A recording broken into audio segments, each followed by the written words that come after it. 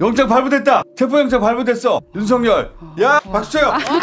이 윤석열의 정신 상태의 온전함에 대해서 한번 얘기해 보자고요. 어제 법률 대리인이 체포영장 청구가 되니까 급히 법원으로 달려가서 서면을 내는데 그때 한 말이 있습니다. 자, 들어봅시다. 그런 가벼운 범죄를 가지고 내란죄의 어떤 관할을 주장하는 것도 법리적으로 맞지 않습니다. 가벼운 범죄네요. 가벼운 범죄. 그리고 그러면 계엄 해제 막으라고 했다는 그 지시는 어떻게 된 거냐고 묻죠. 이렇게 답을 합니다. 대통령께서는 일선에 있는 현장에 있는 군 관계자나 경찰들에게는 격려 정도의 전화했다는 것이 기본 입장입니다. 격려 전화를 했다니.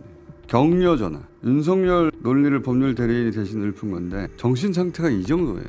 윤석열이 그게 격려인가요? 윤석열이 과거 검사 시절 혹은 자연인으로 어떤 사람이었는지는 이제 하나도 중요하지가 않아요.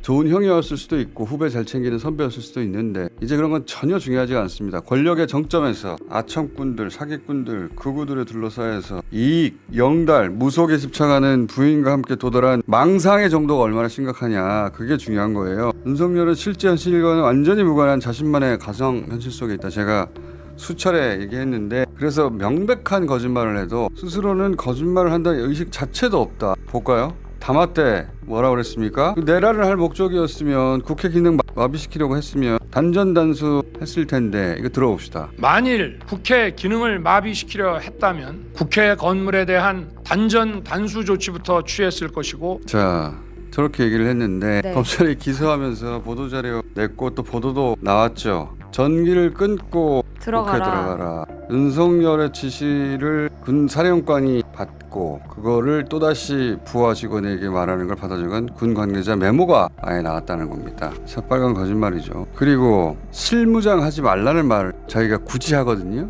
들어봅시다. 실무장은 하지 말고 안전사고 방지에 만전을 기하도록 하였고, 검찰이 김용현 기소하면서 보도자료 낸 걸 보면 수방사령관에게 총을 쏴서라도 끌어내라고 했다지 않습니까? 네. 총을 쏴서라도. 아직도 못 들어갔냐? 4명이 한 명씩 들쳐업고 나와라. 총을 쏴서라도 문을 부수고 들어가서 끌어내라. 네. 특전사령관에게도 도끼로 문을 네, 부시라. 문짝을 도끼로 부수고서라도 안으로 들어가서 다 끄집어내라. 이렇게 지시를 했죠. 총과 도끼로 안전사고 방지에 만전을 기한 거예요. 이게 격려인가요? 말도 안 되는 소리를 진짜. 그리고 제2의 계엄은 결코 없을 것이다. 이 말도 했습니다. 자, 하루에 다 한 말들이에요. 봅시다. 분명하게 말씀드립니다. 제2의 계엄과 같은 일은 결코 없을 것입니다. 그런데 또 이것도 거짓말이었던 게 드러났죠. 계엄 당일날 계엄 해제가 됐는데도 불구하고 네, 국회에서 그 요구안을 의결했는데도 2번, 3번 계엄하면 된다. 계속 진행해라. 그런 말 했다는 것이고, 그리고 계엄 해제가 1시께 됐잖아요. 1시 3분인가요? 네. 그 정도 됐죠. 근데 이 2번, 3번 계엄 하려고 했던 의도가 있다 보니까 어제 JTBC 단독 보도했던데 10일 공수가 새벽 5시까지 완전 무장하고 출동 대기했다는 거잖아요. 다 거짓말이에요. 다 모조리 방탄조끼 다 입고 대기했다는 거 아니에요. 시동 다 걸어두고 새벽 5시까지. 그래서 왜 당시에 새벽 4시 좀 넘어서 담화를 발표합니다. 그러면서 국회에서 비상계엄 해제 요구안이 의결이 됐는데 해제하겠다. 근데 국무회의 의결 정족수가 채워지지 않아서 좀 기다려달라고 했거든요. 저는 그것도 거짓말이 아닌 매우 거짓말이라고 큰데. 봅니다. 국무위원들이 그러면 잤다는 거예요? 해제되는 거 보자마자 계엄이 선포됐는데 우리도 다 못 잤는데. 그리고 체포의 채자도 꺼낸 적이 없다고 변호사가 얘기한 적이 있어요.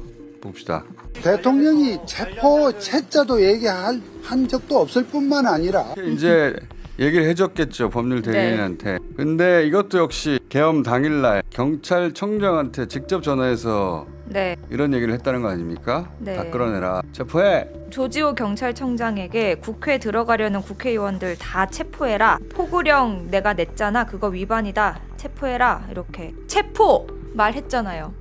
이게 격려입니까? 그러니까 한두 군데가 아니라 처음부터 끝까지 다 거짓말이에요. 다 완전히 새로운 가상현실을 만들어내요. 그리고 이게 제일 웃긴데 계엄을 한 목적에 대해서도 그날 얘기를 했어. 야당에 경고하는 상징적인 조치고 자기가 그렇게 지시해가지고 계엄군이 질서 유지를 잘 해줘서 그래서 결국 국회가 계엄 해제도 될 수 있었다. 고마워해야 돼 우리가. 이것도 들어봅시다. 거대 야당의 망국적 행태를 상징적으로 알리고 질서 유지를 하기 위한 것이지 계엄 해제 안건 심의도 진행된 것입니다. 질서 유지 차원에서 계엄군을 보냈고 그리고 사령관한테 전화한 것은 격려 전화를 하셨다. 당장 잡아 넣어야 됩니다. 당장 체포해야 돼요. 정신 상태가 정상이 아니에요. 그리고 윤석열 상태는 계속 말씀드리지만 자기한테 불리하면 즉시 새로운 가상현실을 만들어서 현실을 대체해버리거든요. 이 권력 중독에다가 알코올 중독에다가 그 유튜버 중독에다가 거기 내가 절어서 사회로부터 격리해야 할 수준으로 아주 위험한 자인데